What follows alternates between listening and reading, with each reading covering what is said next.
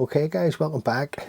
So tying up a few wee neat buzzers, and I just wanted to show you how to put this one together. Now the hook and the vise is a Kamasan B100 in size 12. So 12s and 14s for this wee pattern. You can go 16s, up to yourself. The thread that I'm going to use to tie the fly is the uni thread, yellow and black. So I'm just going to come in at the eye of the hook and just work the thread down till we're at the point of the hook. Remove the waist tag, and I'm just going to come back up just slightly over halfway. Now the para post is orange, and I've just reduced this by half. So that's the original thickness that it comes on the card. It's just too thick for a size 12, just for me. So I'm just going to come round and just figure of 8, bring this back up, the post round, and then just stick 2 or 3 turns around the actual post itself, just to keep it positioned. Just there. Then the hackle, and you're going to red gamecock hackle.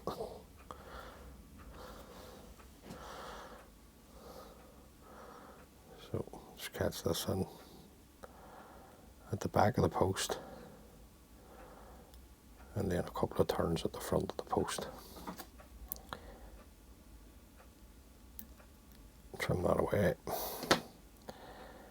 and then just post the hackle and the para post together. Just come up a couple of mil and then back down. Just right tight into the root of the post, if that makes sense. And then just work our thread to the point where you let it go and it drops. It's at the point of the hook. Now, on Brian's original pattern, he doesn't use a rib. So this is not my pattern, guys. This is a pattern by Brian Stanfield. And Brian is a Northern Ireland angler and fly tyer. I'm just going to work the thread down, just to stop the end before we get sort of way to the bend of the hook. I just like the rib on. I just think it helps to make the fly last a bit longer. Then the body itself is some grey squirrel. Now once you get into the rhythm of tying this wee pattern, you'll knock these up in no time at all. So just take the grey squirrel and just knock it onto the thread, slide it up. Just get it started, and then we can build up and tighten as we go.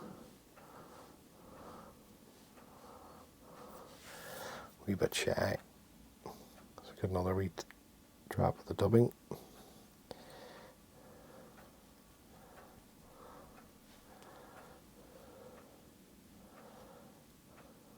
Just up to there.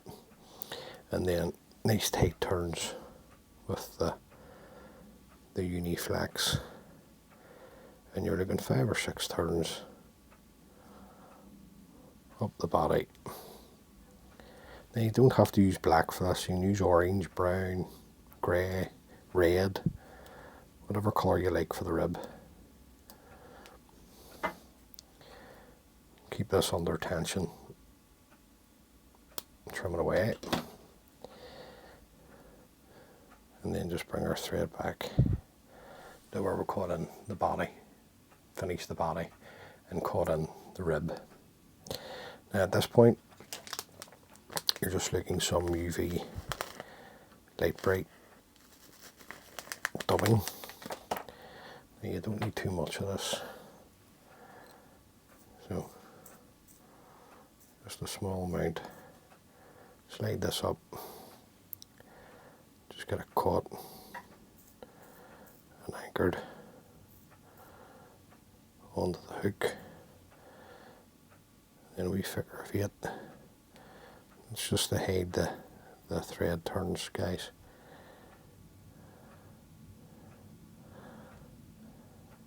Bring it down to the eye of the hook.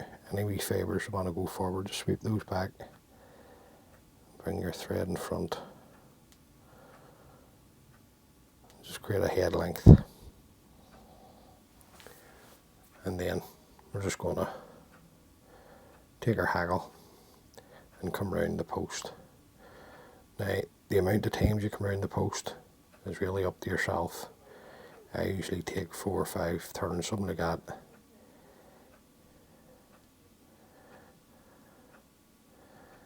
Put one in for luck.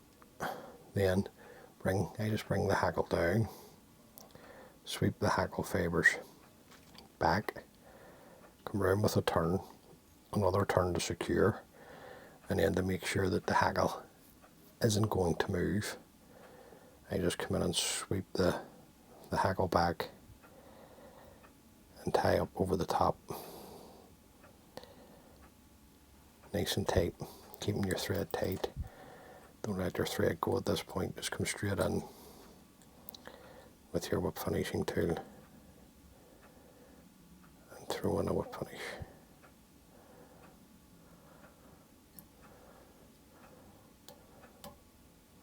Pull the thread tight, trim away the tying thread. Now, before we tidy up, just going to lift everything back again. Just a wee blob of varnish, and then make sure that that eye is clean.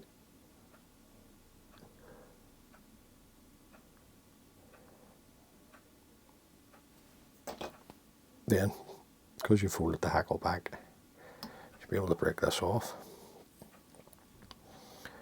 Bring the power post back into position, bring your hackle down so you can see it. Now, my advice would be to cut the post a wee bit longer than what you originally need, because there's no such thing as a putting on tool. These wee fibres of flesh in the thorax just too long. And there you go, guys. Now, that's Brian's pattern. All I've done is put a rib on, and that's the neat buzzer. So hopefully you've got something from that, guys. As always, many thanks for taking the time to view the video. It's greatly appreciated. If this is the first time watching, please consider subscribing. It just helps the wee channel grow. And until the next time, guys, be good. If you can't be good, be careful. And all being well, I'll catch you on the next one. Thanks for watching. Bye.